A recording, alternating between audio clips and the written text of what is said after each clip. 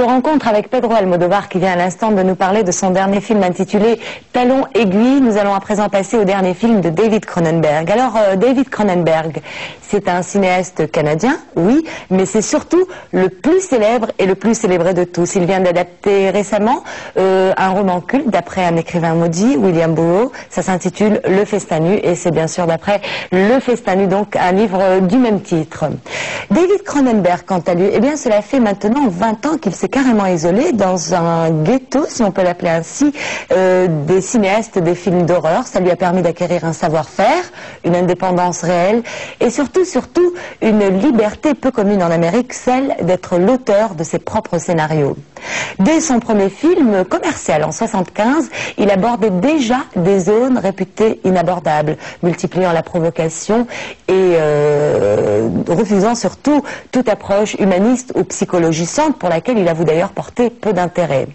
Les héros de Cronenberg sont des gens torturés par la vie, torturés par les machines et victimes de leurs instincts, de leurs pulsions. Ce sont James Woods dans Vidéodrome, Christopher Walken dans Dead Zone, Jeff Goldblum dans La Mouche, Jeremy Irons dans Faux Semblant et maintenant Peter Weller, ex-Robocop dans le rôle de Bill Lee, le premier nom de plume de William Burroughs, donc dans l'adaptation qu'en a faite David Cronenberg, Le Festin nu. Je vous propose tout de suite de rencontrer Peter Weller, l'interprète principal de ce film, qui avoue avoir penché pour ce rôle par amour pour l'écrivain William Burroughs, qui, je vous rappelle, a vécu à Tanger et qui a suivi aussi le tournage de ce film de très près. Tout de suite donc, une vue d'ensemble de Naked Lunch, Le Festin nu, dernier film de David Cronenberg.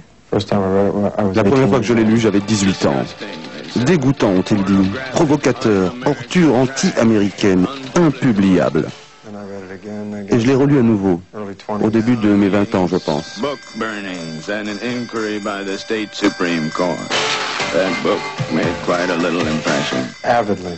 Avidement, avec voracité, comme un Pac-Man, j'ai pourchassé ce rôle. Et Peter Weller a eu le rôle dont il a rêvé pendant sa jeunesse. Dans Le Festin nu, basé sur le scandaleux roman de William Burroughs, il joue le rôle de Billy Lee. Weller a eu vent du film de David Cronenberg par le caméraman qui travaille avec lui sur Robocop 2.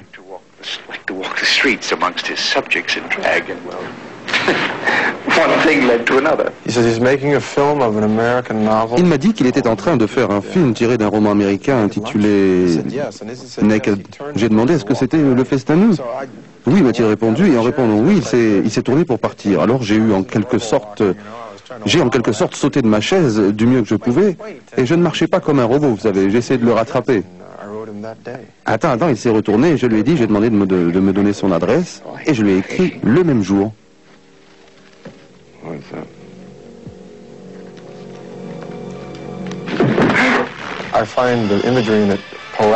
J'ai trouvé les images poétiques, dérangeantes, électrifiantes, provocantes et en définitif vraies. Le livre est un flot mouvant et insaisissable de la conscience. Les propos provocants de Burroughs sont poétiques. Je pense que c'est le grand roman américain de l'irrévérence et de l'insoumission. I'd like to demonstrate, but I already got rid of that last case of crabs I had. Very funny, Bill. The guy was writing a metaphor. Le type a écrit une métaphore, un traité sur la dépendance, sur les dépendances de toutes sortes. Peu importe ce que c'est, mais c'est écrire un précis sur ce qui nous sauve de nous-mêmes, que nous soyons branchés sur n'importe quoi. Que ce soit le pouvoir, l'argent, le sexe, la drogue ou la spéculation immobilière. Qu'importe ce qui nous tire irrésistiblement dans la vie, ce qui nous empêche de voir exactement qui nous sommes. Et c'est cela notre festin nu, cet instant figé dans la vie de tout un chacun. Quand nous commençons à voir exactement ce qu'il y a au bout de notre fourchette. This is all happening telepathically, non-consciously. What do you mean? If you look carefully at my lips, you realize that I'm actually saying something else. Le roman de Burroughs a défié l'adaptation à l'écran pendant plus de 20 ans. Enfin, Cronenberg, qui a fait La Mouche numéro 2 et Faux Semblant, a résolu le problème.